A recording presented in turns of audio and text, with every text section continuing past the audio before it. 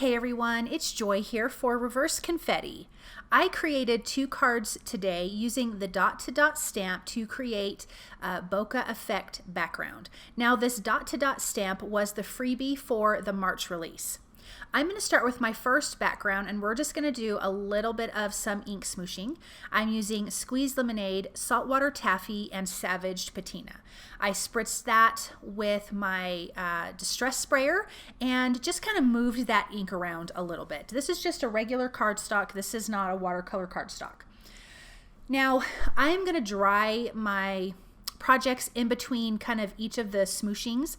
Something I realized right now is that this background was a little too light. So I added quite a bit of water to my ink, which obviously diluted it quite a bit and just made it too light. So I'm coming back in and I want to make it just a little bit darker. So I'm just moving that ink around so it's not like those little squares sitting there.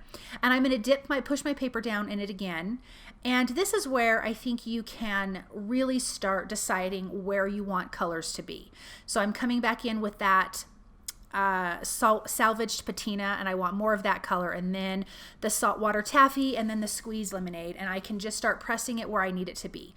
Like I said, I do need this to be a little bit darker because we are going to be using some white pigment ink, and obviously if the background is too light, you're not going to see that as well. So I'm going to dry this with my heat tool, but look at how pretty that background is. I love all of those colors together. Then we're going to do this one more time. I just felt like I needed some darker areas on top of that background. So again, I'm just coming in one little inking at a time and just putting those colors where I need it to be. And as you can see, this is getting much darker. So I'm going to dry this again with my heat tool, and then we can start with the stamping. So I've got a white pigment ink. I am doing 2nd generation stamping, which means I'm going to stamp my image, the largest circle image first on the dot-to-dot stamp set. I'm going to ink it up, stamp it one time on a scratch piece of paper, and then stamp it onto my card panel. So I'm doing that again with the next largest circle.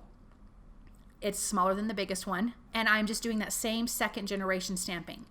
Now on this one, I'm just doing regular stamping. I'm inking it up and stamping it on the paper. This is a next smaller one, and then here is the smallest one. Now, I'm noticing that you can see this in the light, but it's not as obvious as I would like it to be. But I am going to fix that by stamping some of the colored ink. So I'm coming back in, again, doing 2nd generation stamping. So I'm starting with that salvaged patina, and I'm going to put it over the areas where there is salvaged patina on the background for the most part. Then I'm coming in with the saltwater taffy, doing the same thing, 2nd generation stamping and stamping onto the background. And then I'm going to finish off with the squeezed lemonade, and I'm just going to do this in all the different sizes of circles on that stamp set, all the way down to the littlest one. I think this totally made this background, and now I feel like you really get that bokeh effect, but it's all colorful, which I think is really, really fun and pretty. So again, I just used all those different sizes. Here's the tiniest one here, coming back in, and I'm going to just do regular stamping, not 2nd generation, just inking it up and stamping it onto the background. And again, I'm going to do this with all 3 of those colors, and I just feel like this really, really pops and really comes to life. So I'm going to finish that with the squeezed lemonade. Then we're going to go on to the 2nd background, which I started off differently. So I have my A2 size card panel. I am using black soot, then chipped sapphire, and then peacock feathers. I really wanted this beautiful dark blue background because I wanted that pigment ink to pop, which it does, but then I decided to add the colored inking on top of, which I think totally was a game changer for both of these backgrounds, and I think it really made it, or gave it that really good bokeh effect. So I'm just doing traditional ink blending, making sure that I'm getting a good blend between those 3 colors. And then let's get into the stamping. So again, starting with the largest circle, again doing 2nd generation stamping, and some of my images are going to be stamped off the sides. And as you can see, you really can pick up that white pigment ink, which is really fantastic.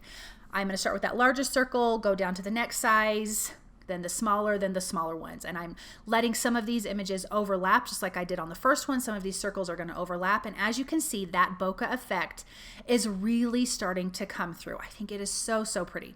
Now, something I'm also doing when I'm stamping from the pad to my paper, after my paper, I'm stamping onto the scratch paper because it's picking up some of that dark blue and black ink.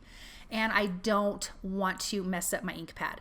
At the end here, I was forgetting to do that, and I did have a little spot that was starting to turn dark.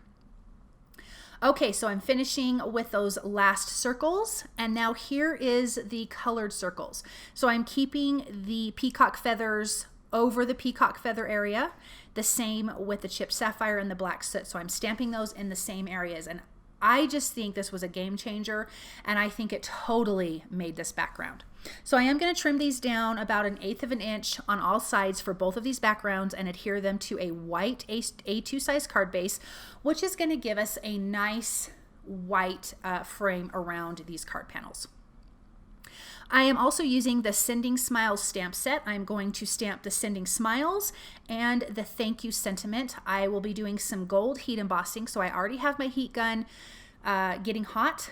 I'm going to prep my cardstock with an anti-static powder tool. I'm going to stamp this first sentiment with clear ink and then sprinkle on my gold embossing powder and heat it with my heat gun. I want to make sure it's nice and melted, and it will be shiny when it is melted. So I just brought in a scratch piece of paper to collect my gold embossing powder. Then I'm going to flip that cardstock around and just on the other end bring in the second sentiment that says thank you. Inking that up with my clear ink, again sprinkling with some gold embossing powder, and then heating that with my heat tool until it is nice and shiny and melted. I'm going to trim this out with my paper trimmer. I'm adding a gold mirror matte to both of these sentiments, so I already adhered that to my gold cardstock. And then I'm just going to trim these out, and we can adhere these to the cards. I think these backgrounds just totally are the star of the show, so I don't think you need a large sentiment. For this blue one, I'm going to place the thank you right in the center. For that colorful one, it's going to say Sending Smiles. I feel like that is a perfect sentiment for this exciting, fun background. I will pop these up with some foam tape to give it some dimension. And like I said, I'm going to pop that thank you right in the center, and then the other one is going to be to the bottom left. I really liked how quickly these backgrounds went together, and I think the color combinations are absolutely endless, and they were just so much fun to create. So here are the few sequins that I'm just going to pop onto the background. These are some gold sequins.